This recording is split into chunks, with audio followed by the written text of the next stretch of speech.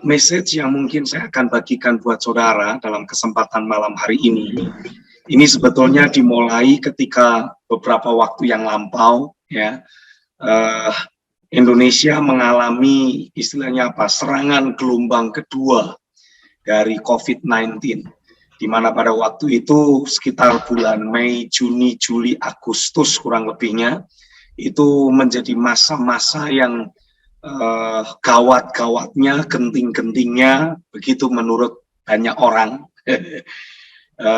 Karena ada begitu banyak korban yang bergelimpangan, ada begitu banyak saudara-saudara kita yang terpapar virus, dan pada akhirnya tidak bisa terus bertahan, ya, sehingga harus meninggal sebelum waktunya. Cukup banyak pada waktu-waktu itu.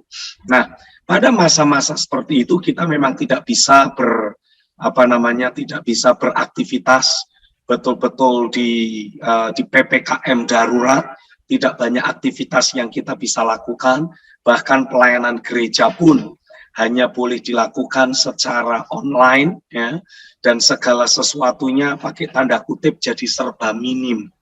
Nah, pada masa-masa seperti itulah, ya, ketika saya doa, ketika saya tanya sama Tuhan, masa ya kok pelayanan begini-begini terus toh Tuhan, di lockdown, di PPKM darurat, dibatasi begini dan begitu, masa sih tidak ada terobosan yang Tuhan akan lakukan? Saya berdoa, saya bergumul, saya minta arahan dari Tuhan. Nah, pada waktu masa-masa seperti itulah, saya merasa mendapatkan sebuah impresi dari Tuhan. Dan sepertinya kita suka tidak suka harus belajar mengakui bahwa peristiwa pandemik COVID-19 ini betul-betul mengekspos ada banyak hal yang selama ini tersembunyi di dalam gereja Tuhan. Ya, ada banyak hari-hari ini hamba-hamba Tuhan yang mengalami kesulitan. Padahal sebelum pandemik terjadi, ya, segala sesuatunya seakan-akan berlangsung dengan baik. Pelayanan sepertinya berjalan dengan lancar, tidak ada masalah apapun. Begitu tahun 2020 bulan Maret, saya ingat waktu itu Indonesia mulai dinyatakan ada pasien penderita COVID-19, dan tidak berapa lama kemudian kita diberlakukan pembatasan. Kita tidak bisa lagi beribadah sebagaimana yang normalnya. Maka dari sejak saat itulah ada begitu banyak hal yang mulai terekspos dari keberadaan gereja. Yang selama ini sepertinya gereja baik-baik saja, ternyata memiliki ada banyak keropos-keropos rohani yang jadi terekspos. Ya, ada banyak gereja mengalami kegoncangan, ada banyak hamba-hamba Tuhan mengalami kegoncangan, ada banyak jemaat mengalami kegoncangan. Nah, salah satu di antaranya yang saya percaya Tuhan sedang expose dari keberadaan gereja lewat pandemi COVID-19 ini adalah istilahnya itu strategi pelayanan yang selama ini kita terapkan. Selama sekian waktu lamanya, suka tidak suka kita harus mengakui bahwa strategi pelayanan kita sebagai gereja Tuhan itu ada banyak suara yang lainnya. Mungkin ada yang belum di mute. Mungkin anyway lah. Saya harap Bapak Ibu bisa terus fokus dengan suara saya, ya. Jangan tergoda dengan suara background yang mungkin ikut masuk. Bisa dengar suara saya dengan bagus kan? Kalau bisa tolong kasih jempolnya dulu dong. Bisa, Pak. Thank you, Tuhan berkati. Oke, that's good. Nah, ketika pola pelayanan atau strategi pelayanan yang selama ini dijalankan oleh gereja ternyata agak meleset, saya pakai istilah seperti itu, dari agenda yang Tuhan tetapkan. Maka Tuhan mulai mengekspos hal tersebut.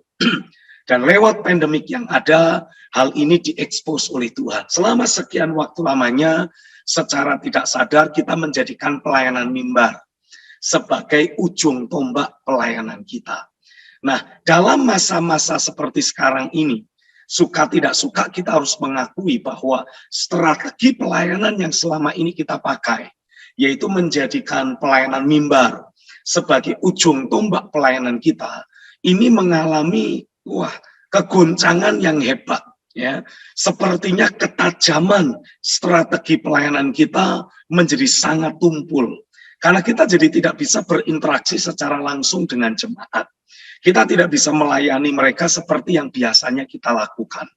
Dan belum lagi kalau kita mau bicara jujur, ya kalau kita mau bikin ibadah secara online seperti ini terus, mau sampai berapa lama jemaat betul-betul bisa terus menjagai kobaran api Roh Kudus lewat ibadah online seperti ini. Betul nggak kira-kira saudara? Yang setuju boleh kasih jempol dulu deh. Oke. Ya, beberapa minggu terakhir ini di jemaat kami sudah mulai menyelenggarakan ibadah onsite. Wah, puji Tuhan. Jemaat mulai bisa kita undang untuk mereka bisa hadir ibadah bersama-sama. Saudara tahu nggak? Kesaksian atau omongan yang mereka bilang. Mereka ada cukup banyak yang memberikan pernyataan kurang lebihnya mirip-mirip seperti ini. Mereka berkata, wah rasanya seperti baru selesai keluar dari padang gurun katanya. Karena ketika mereka ibadah di online, ada banyak jemaat yang berkata, walaupun kami berusaha sungguh-sungguh, tapi yang namanya ibadah online, ini betul-betul membatasi kami. Urapan boleh kenceng di dalam gedung tempat ibadah berlangsung. Tapi buat kita-kita yang ada di di tempat di rumah masing-masing, seringkali kita terdistract, terganggu oleh berbagai macam aktivitas yang ada di sekitar kita.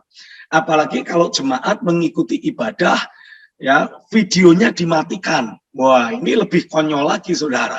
Karena bisa ikut ibadah sambil nyemil, ikut ibadah sambil makan, dengar khotbah sambil melakukan ini, sambil melakukan itu. Sehingga otomatis tidak bisa betul-betul fokus dan menangkap apa yang menjadi rencana Tuhan. Nah, begitu datang onsite lagi, wah happy-nya luar biasa. Mereka berkata, seperti orang kehausan yang diguyur air, katanya. Tapi konyolnya, saudara, ini kalau kita mencoba memperhatikan istilahnya apa, teori konspirasi, ya, terlepas kita percaya atau tidak, tapi ada banyak teori konspirasi tentang pandemik COVID-19 ini yang menyatakan bahwa pandemik ini akan terus diperpanjang, akan terus diciptakan varian-varian baru, new flavor, istilah yang saya pakai, sampai tahun 2025. Nah, bayangkan kalau itu planning, itu rencana betul-betul terus dipraktekkan dan diterapkan. Ya, puji Tuhan hari-hari ini sudah ada banyak kota-kota yang masuknya PPKM level 1. Tapi ini sudah ada woro-woro lagi nih, saudara. Sudah ada setengah pemberitahuan. Ya, data COVID-19, penderita COVID-19 di Eropa meningkat tajam, di Amerika meningkat tajam. Nah, ini bahkan beberapa bulan lalu sudah ada pemberitahuan bahwa harus diwaspadai, Indonesia harus waspada menghadapi serangan COVID gelombang ketiga di bulan Desember. Nah, ini bahkan libur Natal tahun baru saja sudah dihapus, ya kan? Nah, jadi dari sini ketika kondisi seperti itu saya bawa dalam doa. Dan dalam doa tersebut saya merasa Roh Kudus memberikan impresi yang sangat kuat dalam hati saya. Dan impresi tersebut menyatakan bahwa ini waktunya untuk gereja Tuhan bersiap-siap dan mempersiapkan diri untuk membangun basis pelayanan yang baru. Jadi basis pelayanannya tidak boleh lagi didasarkan pada pelayanan mimbar, tapi harus didasarkan pada pelayanan realita Tuhan dalam kehidupan sehari-hari.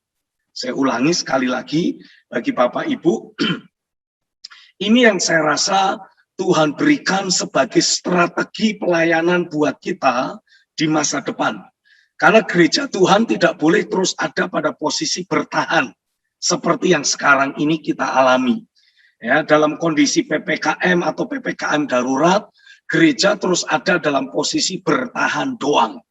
Tapi Tuhan memberikan pernyataan, ini waktunya. Basis pelayanan gereja mengalami perubahan.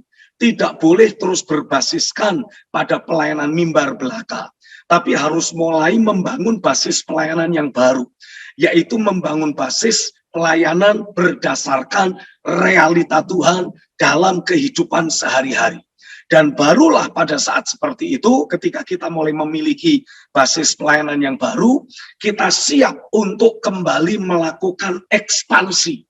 Kita siap untuk kembali melakukan invasi.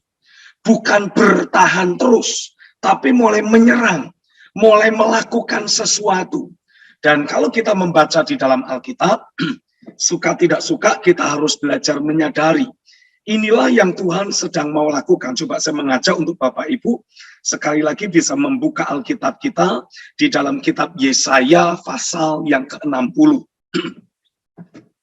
Kitab Yesaya pasal yang ke-60, saya akan bacakan bagi setiap kita dalam ayat yang pertama sampai ayat yang kedua. Yesaya 60, ayat 1 sampai ayat yang kedua. Firman Tuhan mengatakan, bangkitlah, menjadi teranglah, sebab terangmu datang dan kemuliaan Tuhan terbit atasmu. Perhatikan ayat yang kedua.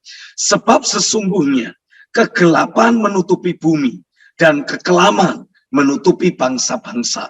Tetapi terang Tuhan terbit atasmu dan kemuliaannya menjadi nyata atasmu. Nah, mungkin ada beberapa dari antara kita yang memiliki sebuah opini, gitu ya. Kita punya opini. Wah, Pak Stephen jangan percaya dong dengan teori konspirasi. Ya, saya boleh tidak percaya dan kita semua boleh menolak teori konspirasi yang mungkin menyatakan bahwa pandemi COVID-19 ini akan diperpanjang terus sampai kira-kira 2025. Tapi kalaupun kita menolak teori konspirasi, ya, Alkitab sendiri memberikan penegasan. Di akhir zaman ini, kegelapan akan menutupi bumi. Dan kekelaman akan menutupi bangsa-bangsa. Suka tidak suka, itulah yang akan menjadi kondisi keadaan di sekitar kita. Dunia tidak akan menjadi lebih baik. Ya. Bahkan di benua Eropa pada saat ini, mereka sudah mulai mewacanakan sebuah berita mendorong untuk seluruh masyarakat yang ada mulai mewaspadai terjadinya krisis energi. Dalam arti apa? Menjelang mendekati musim dingin di benua Eropa, di benua Amerika, ada banyak warga yang tidak akan pernah bisa menyalakan heater mereka, pemanas mereka. Karena ada krisis energi, ya, dan ini akan menjadi sebuah bencana tersendiri buat mereka yang tinggal di benua Eropa. Kegelapan dan kekelaman menutupi bangsa-bangsa. Tapi terlepas dari apapun yang menjadi kondisi dan keadaan kondisi dan keadaan bangsa-bangsa yang terus semakin bertambah buruk, Alkitab menubuatkan kondisi gereja, masa depan gereja justru akan menjadi semakin gilang gemilang, justru akan menjadi semakin dahsyat dan luar biasa. Yang setuju katakan amin dulu dong. Saya tahu saudara sulit untuk ngomong amin di tempatmu karena kita terpisah, ya. Tapi saudara boleh kasih jempol dulu lah, menunjukkan kalau saudara setuju dengan saya. Amin. Oke. Haleluya, ya. Nah, itu sebabnya saya percaya kita perlu belajar untuk menangkap apa yang menjadi suara roh buat gerejanya. Kita perlu belajar menangkap apa yang menjadi arahan Tuhan yang Dia sampaikan untuk setiap kita hamba-hamba Tuhan. Pola pelayanan kita harus mulai dirombak. Pola pelayanan kita harus mulai dirubah. Kita harus mulai pastikan dasar atau basis pelayanan kita tidak boleh lagi berdasarkan pelayanan mimbar. Ya, di mana di situ seringkali menuntut adanya jemaat yang hadir berinteraksi secara langsung, secara kontinu dalam kehidupan sehari-hari atau dalam kehidupan bergereja. Tapi kita harus mulai mengganti fondasi atau basis pelayanan kita. Bukan lagi ke pelayanan mimbar, tapi ke realita Tuhan dalam kehidupan sehari-hari. Jadi tidak ada alternatif lain. Kita sebagai hamba-hamba Tuhan perlu belajar untuk betul-betul mengkaji ulang. Ya, dalam hal ini saya mengajak untuk setiap kita bisa mulai apa istilahnya, melakukan evaluasi diri. Ya, termasuk saya pribadi, saya belajar mengevaluasi diri. Kalau memang Tuhan menghendaki untuk basis pelayanan kita mengalami pergeseran, tidak lagi di pelayanan mimbar, tapi realita Tuhan dalam kehidupan sehari-hari.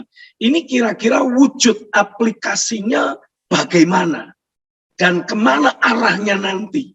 Nah, Tuhan membukakan pengertian saya lebih lanjut begini, saudara. Kalau kita berbicara tentang realita Tuhan dalam kehidupan sehari-hari, basisnya adalah kehidupan sehari-hari, realita Tuhan dalam kehidupan sehari-hari. Tentu saja tidak bisa lepas dari aspek kehidupan berkeluarga atau berumah tangga.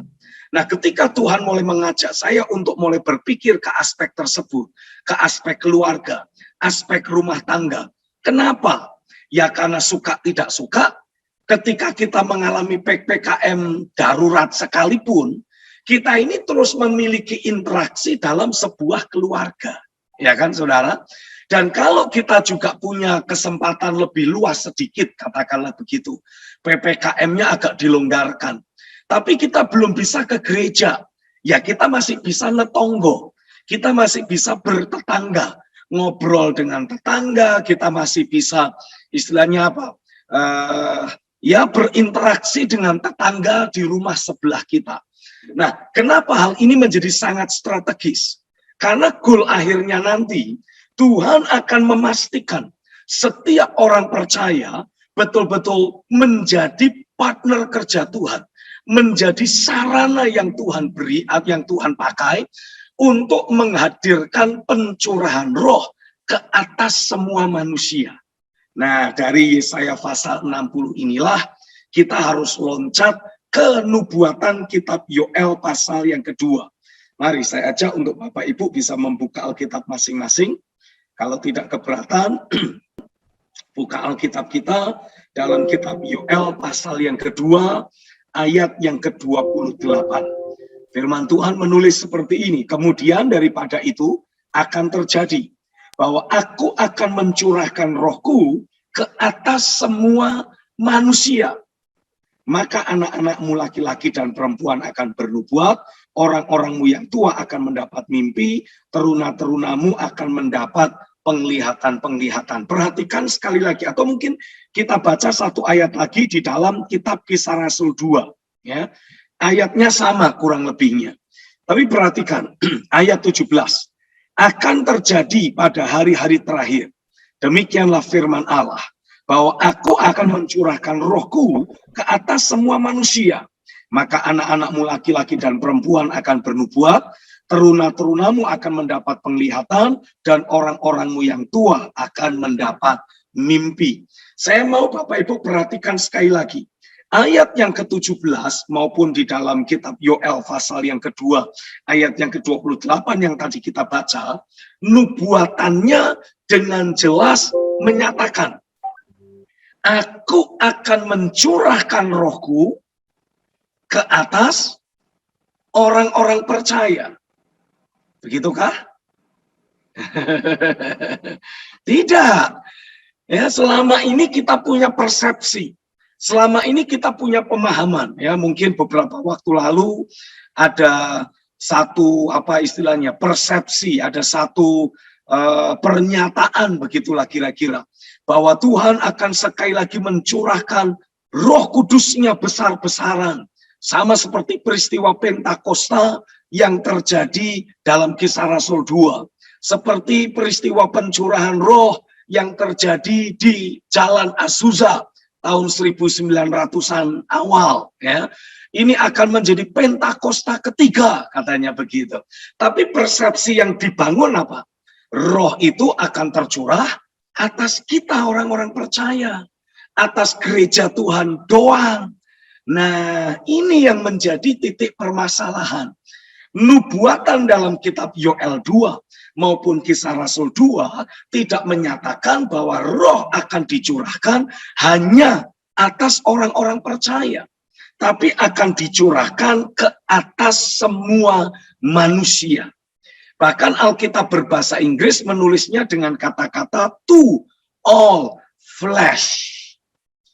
Flesh selalu bisa diterjemahkan sebagai daging atau kedagingan. Sehingga ayat tersebut memiliki makna.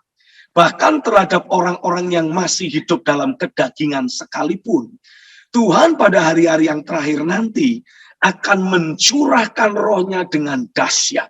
Yang setuju ngomong amin dulu dong. Haleluya, amin. Haleluya. Kenapa? Karena suka tidak suka kita harus belajar menyadari. Dunia ini menjadi rusak disebabkan oleh karena manusia.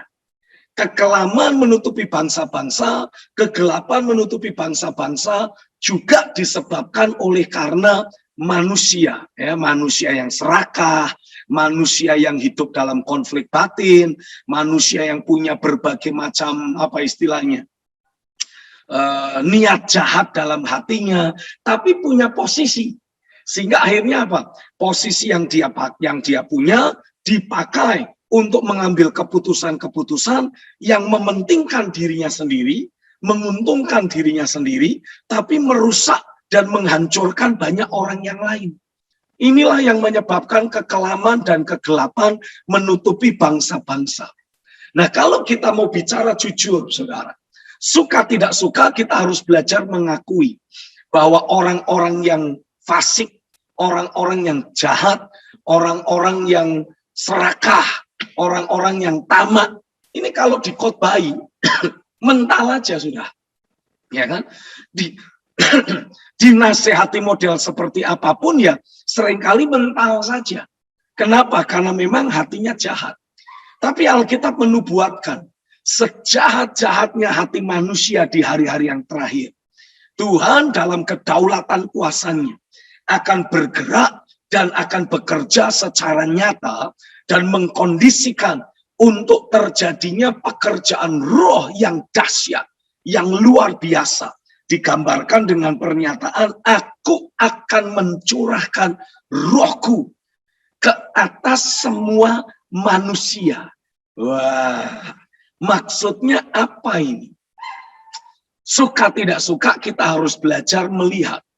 Orang fasik seperti apapun, dia masih punya keluarga. Nah, kadangkala ini ada banyak orang-orang fasik, orang-orang jahat, orang-orang serakah, melakukan korupsi dan melakukan berbagai macam tindakan kejahatan lain untuk mengeruk keuntungan finansial sebanyak-banyaknya, tapi merugikan orang yang banyak juga. Itu selalu dengan sebuah angan-angan ingin membahagiakan keluarganya. Karena kalau dia punya duit banyak, keluarganya mau minta apa saja bisa dibelikan, bisa diberikan. Nah, ini masalah. Tapi suka tidak suka kita harus belajar mengakui. Sejahat-jahatnya orang, dia punya keluarga. Sefasik-fasiknya orang, dia punya keluarga. Dan bagaimanapun juga seseorang hidup dalam keserakahan dan sepertinya tidak peduli orang lain, dia tetap punya keluarga. Dan keluarganya punya tetangga. Nah, istilahnya ini ada getok tular, getok tular, getok tular, getok tular. Saya percaya masanya akan segera tiba. Ketika Roh Kudus dicurahkan dan ada realita keberadaan Tuhan dalam kehidupan sehari-hari orang percaya. Nah, saya harap saudara mulai bisa melihat kolerasinya, ya.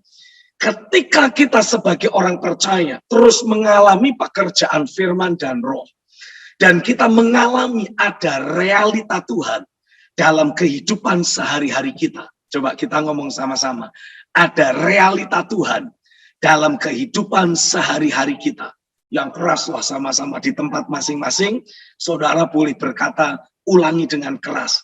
Ada realita Tuhan dalam kehidupan sehari-hari kita. Haleluya, setuju? Amin. Amin, boleh kasih jempolnya, amin. Oke. Nah, ketika dalam kehidupan kita sebagai orang percaya, selalu ada realita Tuhan yang sangat nyata. Maka saya yakin ketika kita berinteraksi dengan tetangga, realita Tuhan dalam hidup kita akan menjangkau dan menjamah hidup mereka. Dan nanti akan terus terjadi getok tular, getok tular, getok tular. Kehidupan sehari-hari orang fasik yang punya resources, yang punya apa istilahnya itu, memiliki posisi, punya jabatan, itu otomatis juga akan ikut mengalami jamahan Tuhan. Saya percaya itulah yang akan terjadi dan pasti terjadi.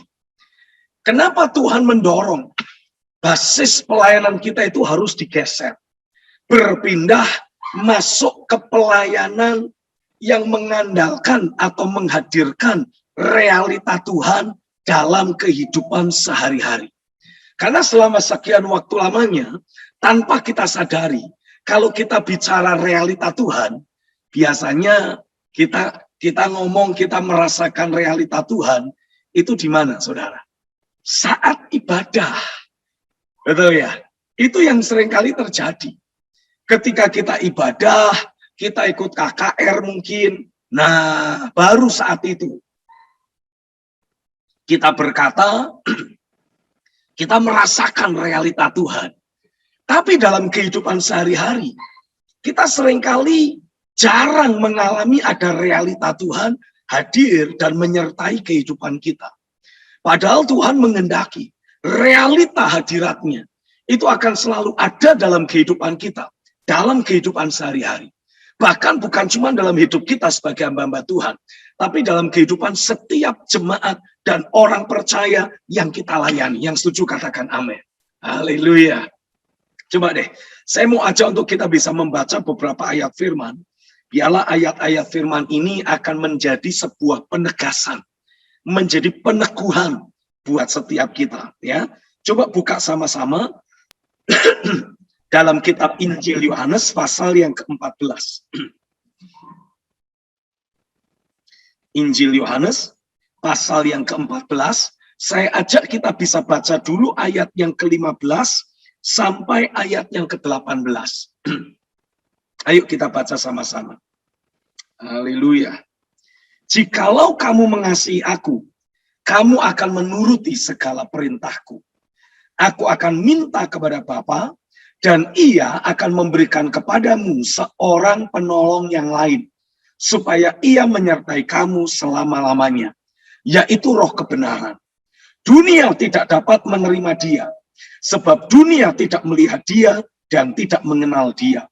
Tetapi kamu mengenal dia, sebab ia menyertai kamu dan akan diam di dalam kamu. Aku tidak akan meninggalkan kamu sebagai yatim piatu. Aku datang kembali kepadamu. Amin. Nah, dari ayat firman ini kita sama-sama belajar. Ketika kita sebagai orang percaya terus hidup dalam dimensi kasih mula-mula, ya, ada hati yang haus lapar akan Tuhan, ada hati yang mencintai Tuhan secara mati-matian, gila-gilaan, habis-habisan, terus berkobar dalam hati kita. Saya harap Bapak Ibu bisa familiar dengan istilah yang saya pakai, mencintai Tuhan secara mati-matian, gila-gilaan, habis-habisan, ya. Karena itu sudah terlalu sering saya juga sampaikan. Nah, dengan kita mencintai Tuhan mati-matian, gila-gilaan, habis-habisan, Alkitab menuliskan, Yesus secara pribadi akan meminta kepada Bapa, dan dia akan meminta untuk Bapa memberikan seorang penolong yang lain. Realita Roh Kudus akan menjadi hadir dan nyata dalam hidup kita. Dari ayat firman ini saya bisa memberi penegasan buat kita semua. Ketika Bapak Ibu mengkondisikan dirimu, selalu haus lapar akan Tuhan, selalu mengejar realita Tuhan, dalam doa, dalam penyembahan, sampai hatimu itu berkobar-kobar, ya, cinta mula-mula selalu menyala. Saudara akan otomatis mengalami realita dari Roh Kudus, itu akan menjadi sangat real buat kita. Selama sekian waktu lamanya, Ada banyak dari antara kita orang-orang percaya sudah dengar istilah Roh Kudus. Tapi kita hampir tidak pernah mengalami realita dari pribadi Roh Kudus itu. Nah, kalau saudara bertanya, sampai seberapa realkah harusnya Roh Kudus itu hadir dan nyata dalam hidup kita? Ya harusnya ya serial saya ngobrol sama saudara. Ya, kalau admin memberi kesempatan untuk saudara di unmute, saudara akan bisa berinteraksi dengan saya. Nah, seperti itulah seharusnya realita Tuhan dalam hidup kita. Ya, kalau Tuhan mendorong agar kita mulai menjadikan basis pelayanan yang berlandaskan realita Tuhan dalam hidup sehari-hari menjadi basis pelayanan kita. Suka tidak suka, kita sebagai hamba-hamba Tuhan harus mulai mengkondisikan diri kita, mengalami realita Tuhan, realita pribadi Roh Kudus, itu betul-betul real dalam hidup kita. Jadi kalau kita bicara, kita tahu pasti, kita bisa rasa, kita bisa melihat dengan mata imajinasi kita. Roh Kudus itu ada bersama kita. Nah, dan setelah kita selesai bicara, kita selesai berdoa, harusnya giliran kita kasih kesempatan Roh Kudus bicara. Roh Kudus berkata-kata. Seperti itulah seharusnya realita Tuhan dalam hidup kita. Yang setuju katakan amin dong. Haleluya. Amin ya. Itu sebabnya Alkitab memberikan nubuatan dalam Yesaya pasal yang ke-55. Carilah Tuhan selama ia berkenan ditemui. Berserulah kepadanya selama ia dekat. Baiklah orang fasik meninggalkan kefasikannya. Dan baiklah orang jahat berpaling dari jalan-jalannya yang jahat. Dan kita mulai belajar mencari tahu. Apa sebetulnya jalan Tuhan yang harus kita jalani. Hamba-hamba Tuhan, hari ini saya berdoa. Biarlah setiap engkau mulai betul-betul menangkap apa yang menjadi pikiran dan hati Tuhan. Engkau betul-betul mulai memahami jalan-jalan Tuhan untuk engkau bagikan kepada jemaat. Saya percaya di tengah pandemik seperti sekarang ini pun, jalan Tuhan itu masih terus ada. Jalan Tuhan itu masih terus nyata. Dan jalan Tuhan disebut dengan istilah jalan yang berkemenangan. Karenanya kalau kita mendapati kehidupan jemaat masih belum berkemenangan, di tengah pandemik seperti ini mereka justru goncang. Artinya mereka belum berjalan di jalan Tuhan. Ini waktunya mereka berseru kembali kepada Tuhan. Ini waktunya mereka kembali berpaling dari jalannya yang jahat. Dari jalan kemanusiaan. Lalu mulai masuk ke jalan keilahian Tuhan. Masuk ke jalan-jalan Tuhan. Nah, Roh Kudus, pribadi Roh Kudus diberikan oleh Bapa kepada kita dengan satu tujuan, untuk menolong kita, untuk menuntun kita berjalan dalam segala kebenaran.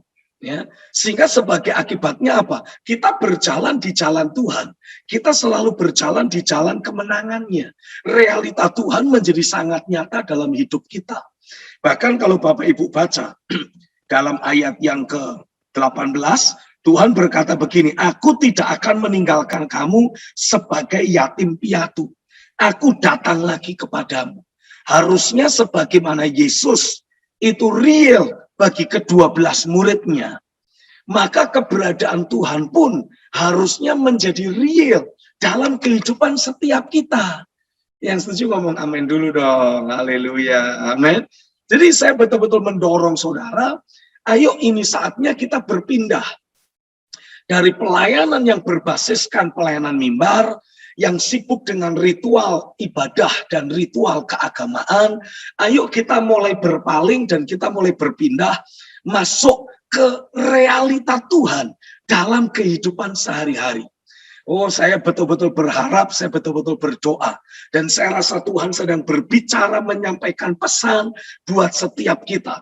Biarlah setiap engkau sebagai hamba-hambaku, kata Tuhan, engkau betul-betul alami ada realita keberadaanku dalam hidupmu. Sehingga ketika engkau berdoa, ketika engkau berkata-kata, engkau sadar betul, aku tidak lagi ada di sorga. Aku ada bersamamu. Bahkan aku tinggal di dalam hidupmu. Dan ketika engkau selesai berkata-kata, Tuhan berkata, giliran aku yang berbicara kepadamu. Dan engkau betul-betul mendengar, engkau betul-betul melihat, engkau betul-betul menangkap apa yang menjadi isi hatiku yang aku sampaikan kepadamu. Dan hari ini aku berdoa sebagai hamba Tuhan. Di dalam nama Yesus, biarlah setiap kami sebagai hamba-hamba Tuhan, sebagai jemaat, kami sungguh-sungguh mengalami tangan kuasa Tuhan bekerja nyata. Membawa kami berpindah dari kehidupan sehari-hari kami yang manusiawi, yang lahiriah, yang duniawi. Tuhan bawa kami berpindah masuk dalam kehidupan yang penuh dengan keilahian dan penuh kemuliaan, penuh kekudusan Tuhan. Terjadilah di dalam nama Yesus. Yang setuju katakan amin. Haleluya, amin, amin, amin. Haleluya, haleluya, amin. Satu ayat lagi, ayat yang ke-21, coba. Yohanes 14, ayat yang ke-21. Barang siapa memegang perintahku dan melakukannya. Wah, ini dia. Saya percaya sore hari ini ada satu arahan Tuhan, ada satu perintah Tuhan yang Dia sampaikan kepada setiap kita secara spesifik. Tuhan menghendaki kita sebagai hamba-hambanya mulai belajar mengalihkan fokus pelayanan kita dari sekedar pelayanan mimbar belaka, dari sekedar sibuk dengan aktivitas liturgi ibadah dan keagamaan. Tuhan mau kita berpindah masuk ke realita Tuhan dalam kehidupan sehari-hari. Dan saya percaya ketika saudara mulai mengejar realita Tuhan dalam hidupmu sehari-hari, engkau mulai mengejar untuk selalu adanya pribadi Roh Kudus yang terus bekerja kuat dalam batinmu, dan engkau bisa alami betul, engkau bisa rasa betul. Bekerjanya pribadi Roh Kudus yang menghadirkan firman, menyingkapkan firman, sampai batin kita ini berkobar-kobar. Bukan hanya sekedar, oh ya, wah saya mendapat pencerahan. Tidak. Tapi betul-betul sampai membawa kita mengalami transformasi di dalam hadiratnya. Itulah yang saya percaya Tuhan sedang mau lakukan di tengah-tengah setiap kita. Maka saya yakin kalau saudara mulai mengarahkan fokusmu, mengikuti arahan Tuhan, mengarahkan fokusmu untuk mengejar realita Tuhan, ya. Apa yang terjadi? Ayat yang ke-21. Barang siapa memegang perintahku dan melakukannya. Saudara lakukan dengan tekun. Dialah yang mengasihi aku. Tuhan membawa saudara masuk pada sebuah standar. Dan standar tersebut akan membuat saudara mengalami sesuatu yang ilahi.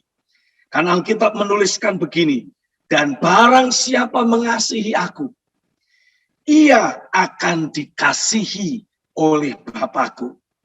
Dan aku pun akan mengasihi dia dan akan menyatakan diriku kepadanya. Perhatikan, perhatikan, perhatikan. Tadi dalam ayat 15 sampai 18, Alkitab menuliskan, Yesus berdoa meminta kepada Bapa supaya Bapa memberikan rohnya kepadamu. Jadi realita Roh Kudus harusnya menjadi sangat nyata dalam diri kita. Oke ya?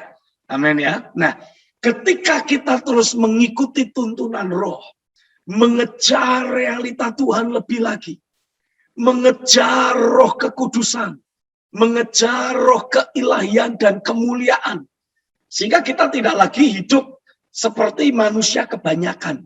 Ya, jangan sampai saudara terus masuk dalam kelompok kategori manusia kebanyakan. Tidak boleh. Tuhan mau supaya saudara mulai masuk menjadi bagian dari keilahiannya. Alkitab menyebut dalam kitab 2 Timotius pasal yang ketiga, sebutannya adalah the man of God, manusia Allah. Wah, ini yang Tuhan mau untuk kita alami. Ketika kita terus mengejar Tuhan, kita akan terus mengalami adanya pekerjaan Roh Kudus yang menyingkapkan firman, dan kita menjadi manusia Allah, bukan manusia kebanyakan. Nah, ketika saudara terus alami pekerjaan firman dan roh, engkau dibangun menjadi manusia Allah. Alkitab menuliskan, Tuhan pun Yesus sendiri akan datang dan menyatakan diri kepada kita. Nah, Bapak Ibu, saya mendapati kebanyakan orang Kristen sampai hari ini, maaf, baru mendapati penyingkapan pernyataan keberadaan Yesus sebagai penyembuh, sebagai juru selamat, atau sebagai penolong doang, atau sebagai Tuhan yang memberkati doang. Nah, ini masalahnya. Sementara untuk hari-hari yang terakhir, untuk kita menghadapi banyak goncangan, untuk kita menghadapi ada banyak orang yang bergelimpangan di sebelah kanan dan kiri kita. Ada banyak orang yang mati, ada banyak orang yang susah, ada banyak orang yang menderita di sekeliling kita. Tapi bagaimana caranya agar semua itu tidak menimpa kita, tidak akan terjadi atas kita? Kita membutuhkan penyingkapan pewahyuan tentang keberadaan Yesus setelah kebangkitannya. Jadi bukan hanya pada waktu dia hidup di atas muka bumi ini sebagai penyembuh, sebagai penghibur, sebagai Tuhan yang memberkati. Tidak boleh. Tidak boleh sekedar sebagai juru selamat. Ya, seperti yang kita mungkin kenali ketika Yesus mati di kayu salib dan bangkit lagi pada hari yang ketiga. Kita membutuhkan penyingkapan Yesus yang sudah dipermuliakan di sebelah kanan Bapa. Nah, batasi Injil Yohanes pasal yang ke-14, saya mengajak saudara melihat Wahyu pasal yang pertama. Ini adalah manifestasi dari pernyataan Yesus setelah kebangkitannya. Coba, dengan cepat saya mengajak untuk kita bisa membaca ayat yang ke-10 mulai. Wahyu 1 mulai dari ayat yang ke-10. Pada hari Tuhan, aku dikuasai oleh roh.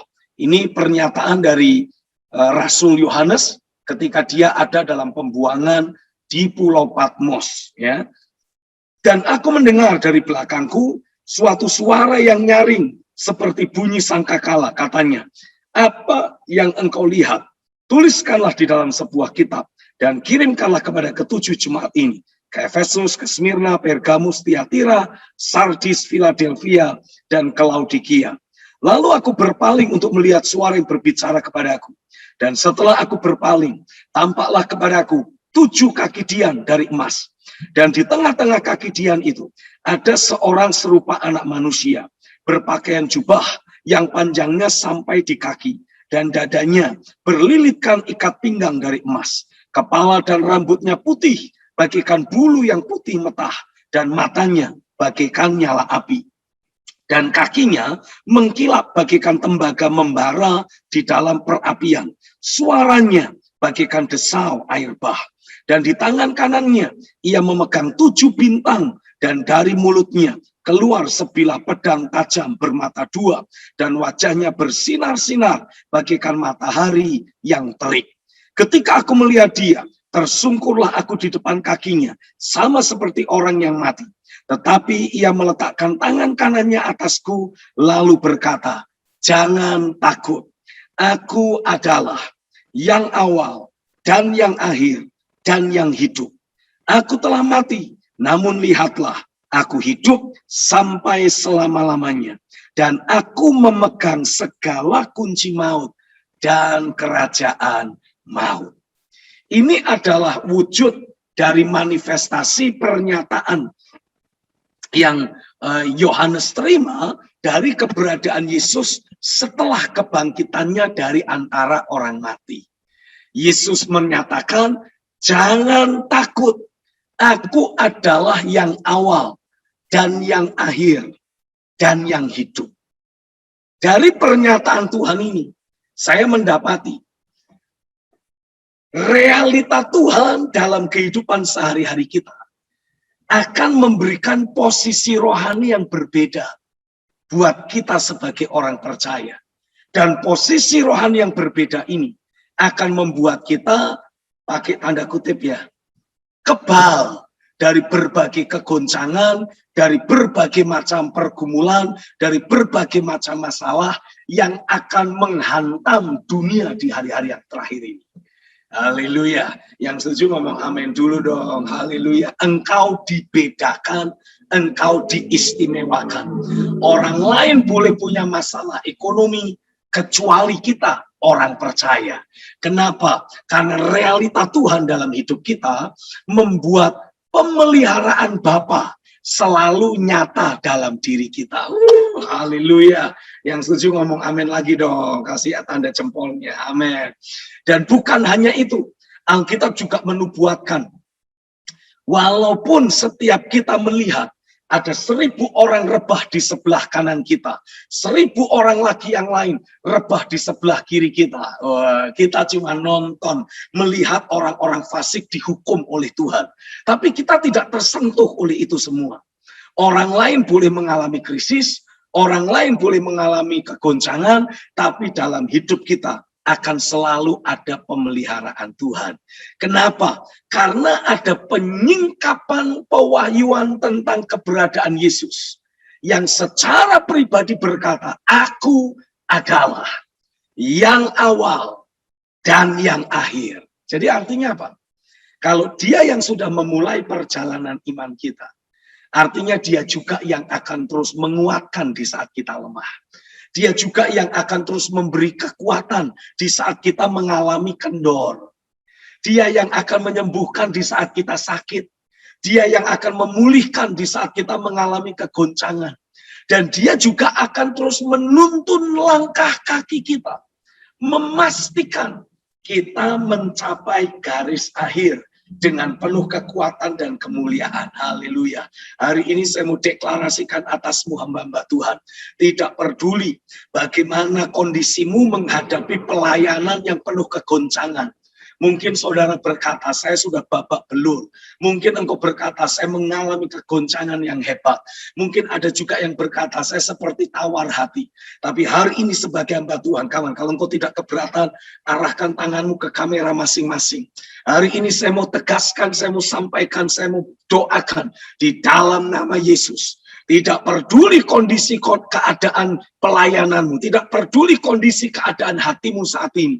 Dia yang berfirman, aku adalah yang awal dan yang akhir, telah berketetapan untuk selalu menguatkan engkau. Engkau hanya perlu belajar mengarahkan pandangan hatimu kembali kepada Tuhan. Dan lihatlah firman-Nya, lihatlah roh-Nya sedang datang melayani engkau. Menyegarkan engkau kembali, menguatkan engkau kembali, membangkitkan engkau kembali, dan memastikan engkau kembali memiliki kekuatan yang kau butuhkan.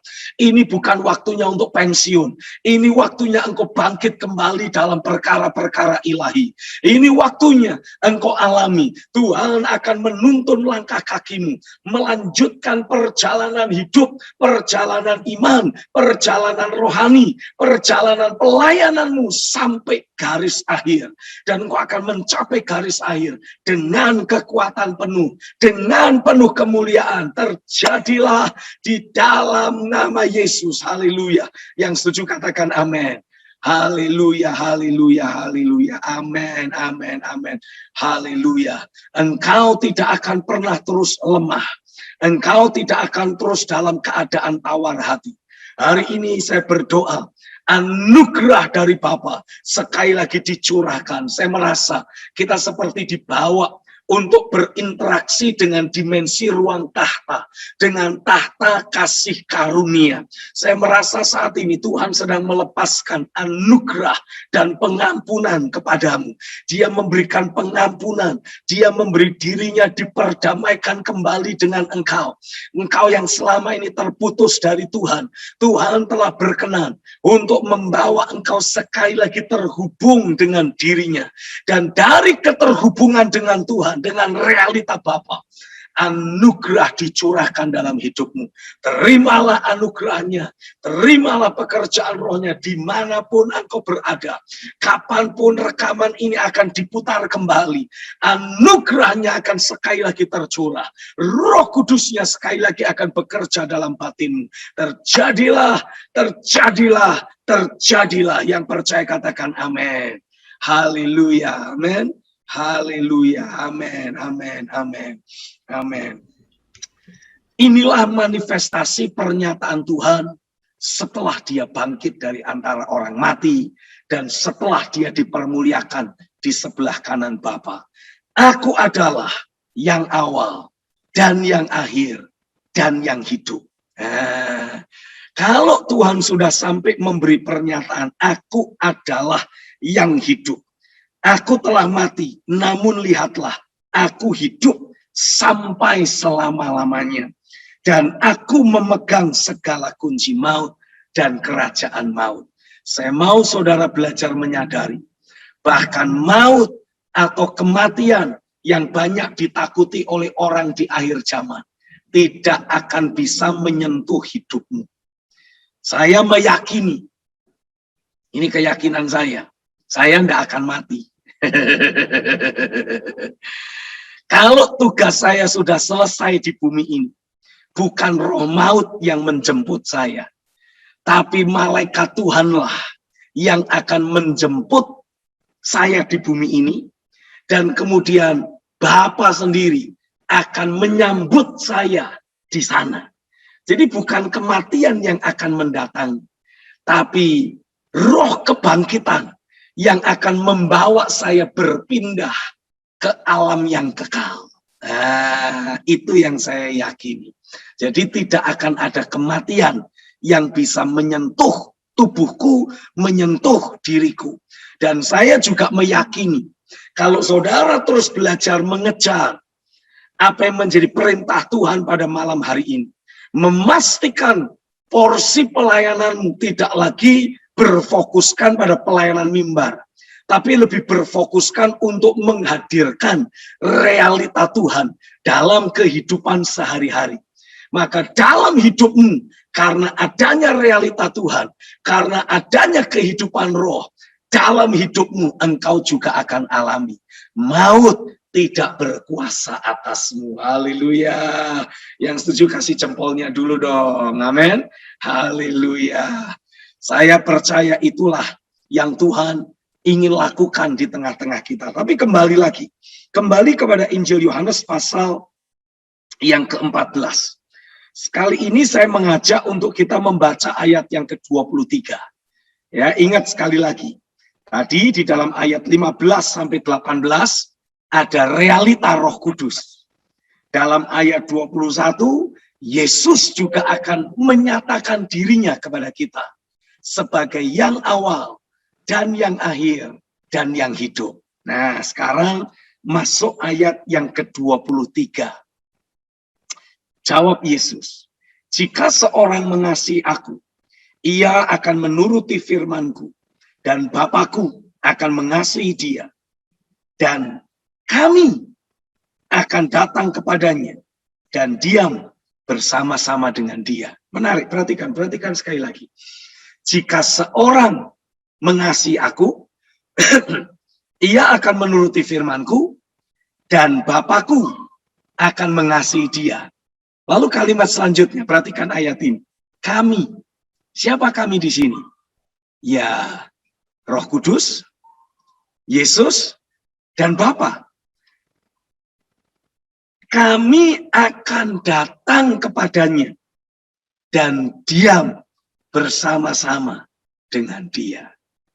Inilah realita keberadaan Tuhan dalam hidup sehari-hari yang harus kita kejar, yang harus kita usahakan dan kita upayakan untuk terus terjadi dalam hidup kita.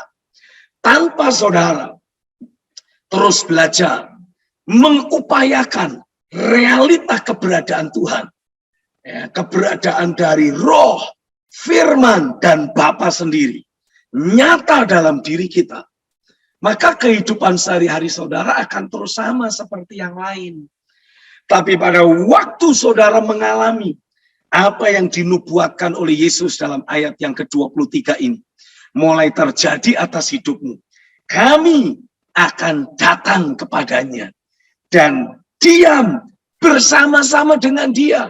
Wow, apa yang terjadi? Roh, Firman, Bapa tinggal dalam diri kita, ada bersama dengan kita. Realita dari seluruh keberadaan Tuhan ada bersama-sama dengan kita. Apa yang terjadi? Kalau saudara berinteraksi dengan orang, saudara ngobrol dengan orang, orang itu tidak lagi akan ngobrol dengan dirimu doang, tapi akan didapati sesekali nanti ada firman yang keluar. Sesekali nanti akan ada kasih Bapa yang mengalir. Sesekali nanti akan ada kuasa Roh Kudus yang bergerak menjamah hidupnya.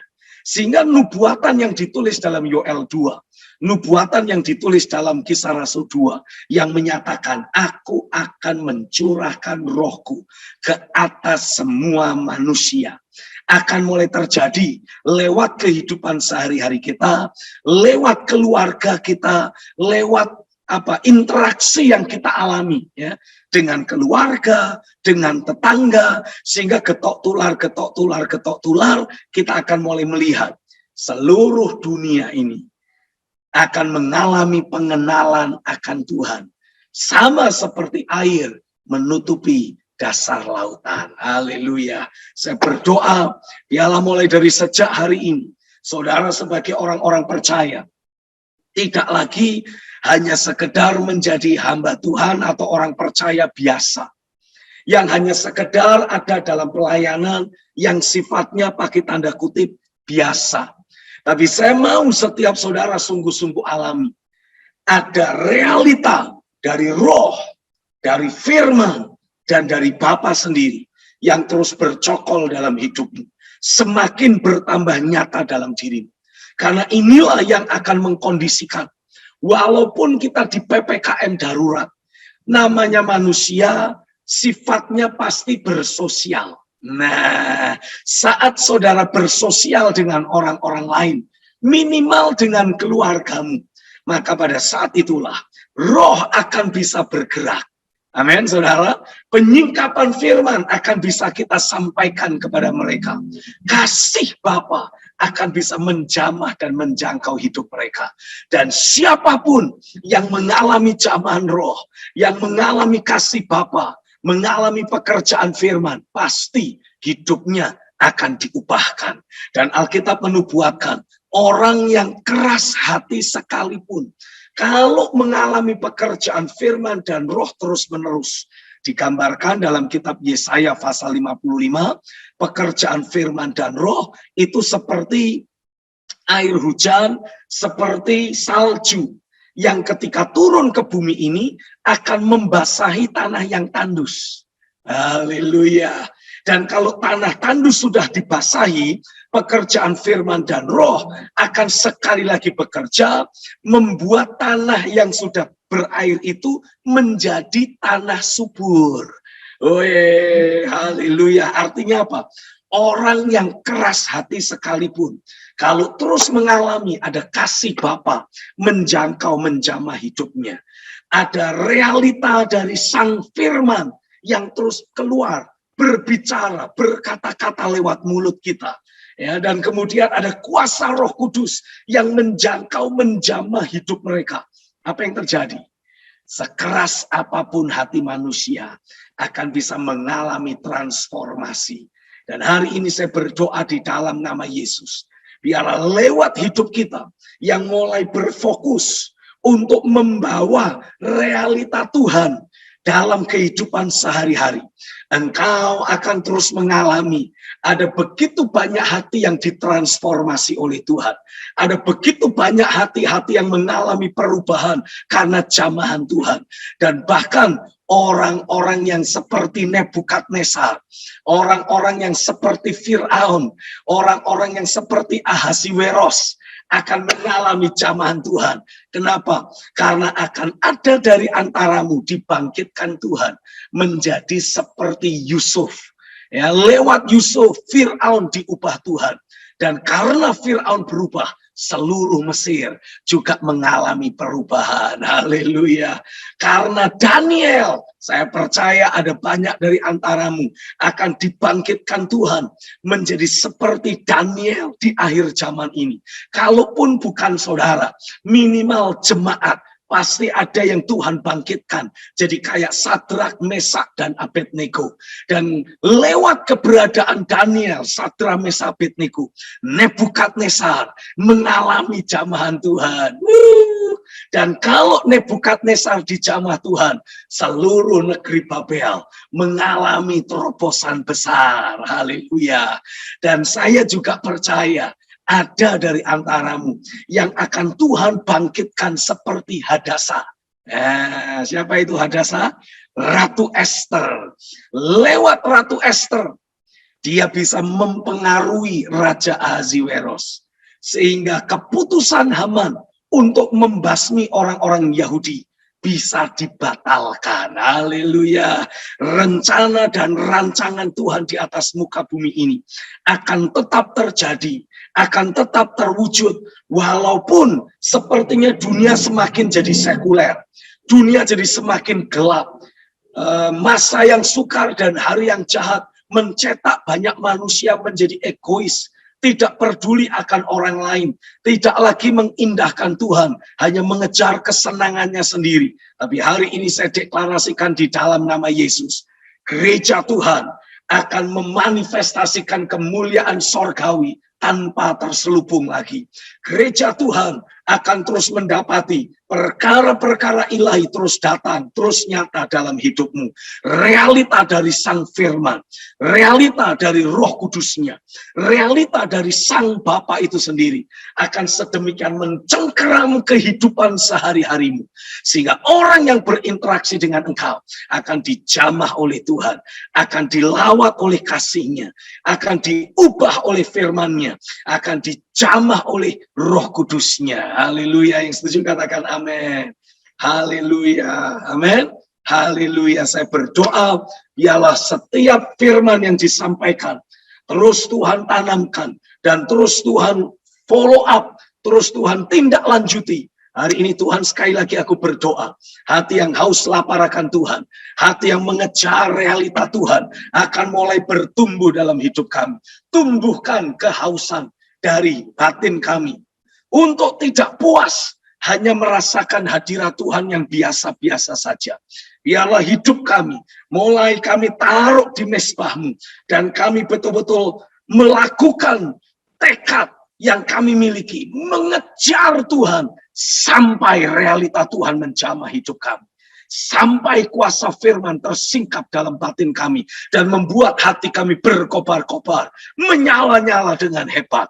Hari ini saya berdoa, biarlah setiap jemaat, setiap hamba-hamba Tuhan yang mendengarkan pesan firman pada malam hari ini, mulai disadarkan, Tuhan tidak menghendaki engkau terus berjalan dalam keagamaan. Tuhan tidak menghendaki engkau terus menjalani kehidupan kekristenan yang agamawi, yang lahiriah, yang manusiawi, apalagi yang duniawi. No.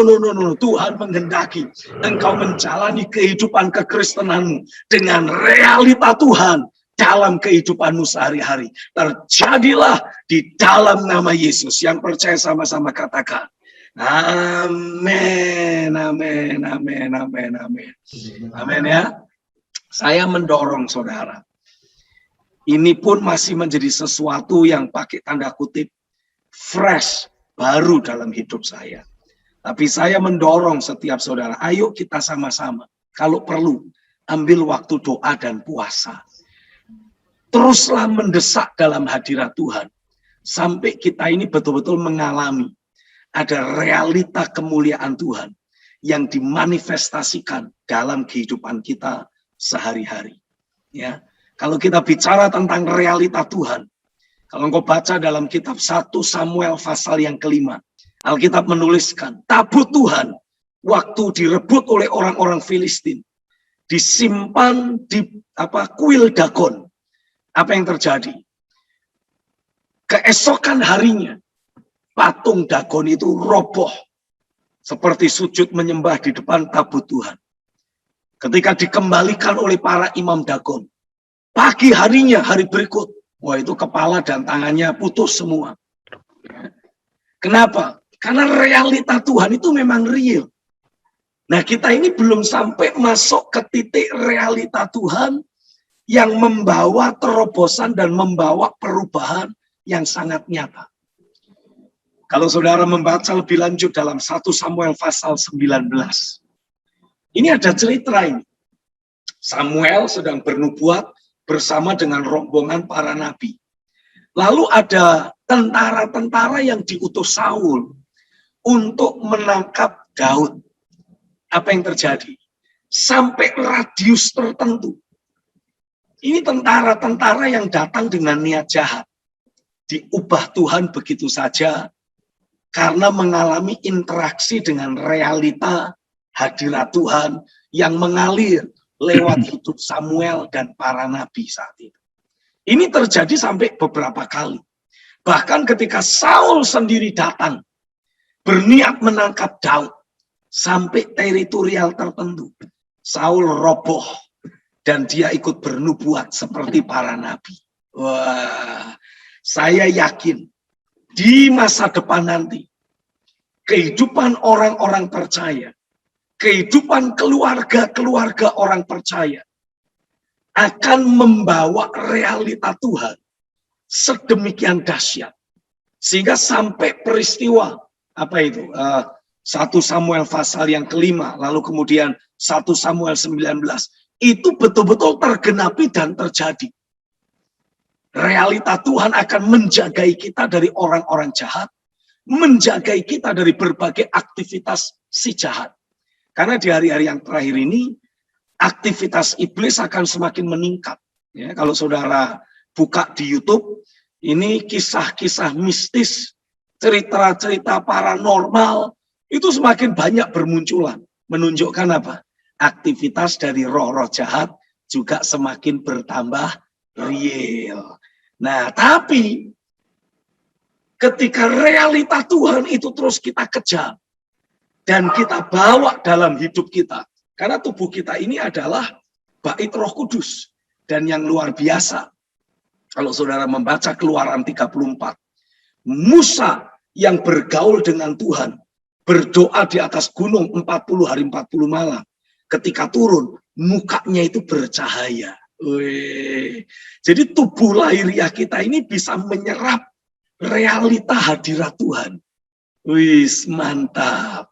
Ya, dan yang luar biasa lagi, kisah ketika Daud membawa tabut perjanjian ke Yerusalem. Ketika pertama kali itu Daud berniat membawa tabut ke Yerusalem, Alkitab menceritakan Daud pakai cara orang Filistin. Tabut itu dibawa pakai kereta. Yang terjadi kematian yang datang. Ya, ketika kereta itu tergelincir, tabut mau jatuh, Uza pegang tabut Tuhan, Uza mati disambar Tuhan. Tapi Alkitab menulis, tabut itu ditaruh di rumah Obed-Edom. Yang luar biasanya, karena Obed-Edom tahu bagaimana memperlakukan tabut Tuhan. Tahu bagaimana bersikap dan meresponi realita Tuhan. Alkitab menulis, dalam 3 bulan itu, tabut Tuhan ada di rumah Obed-Edom. Berkat ada atas hidup Obed-Edom dan keluarganya. Jadi saya betul-betul mendorong saudara, jangan puas hanya sekedar menjadi orang Kristen biasa, hamba-hamba Tuhan biasa. Jangan puas pelayanan kita biasa-biasa doang. Rindukan adanya realita kehadiran Tuhan. Ya, seperti waktu Salomo mentahbiskan bait suci. kemuliaan Tuhan betul-betul memenuhi baitnya. Sampai para imam itu tidak tahan berdiri. Semua tertelungkup. Realita Tuhan membawa efek dalam kehidupan kita. Hari-hari ini saya mulai banyak berbicara di tengah-tengah jemaat dan orang-orang yang saya ayomi tentang kehidupan keluarga yang menghadirkan realita Tuhan. Nah, kami hari Sabtu nanti akan ada seminar pernikahan atau seminar keluarga yang akan mengkondisikan kita, keluarga kita, menghadirkan realita Tuhan dalam hidup sehari-hari. Kalau misalkan ada dari antara Bapak Ibu yang mungkin tertarik, ingin bergabung, boleh bergabung. Ya, nanti Bapak Ibu bisa menghubungi kantor yang saya punya, menghubungi Ibu Christine, baik itu lewat WA ataupun telepon langsung. Ini saya coba tuliskan. Nomor teleponnya ada di grup chat, Bapak Ibu nanti bisa lihat ya.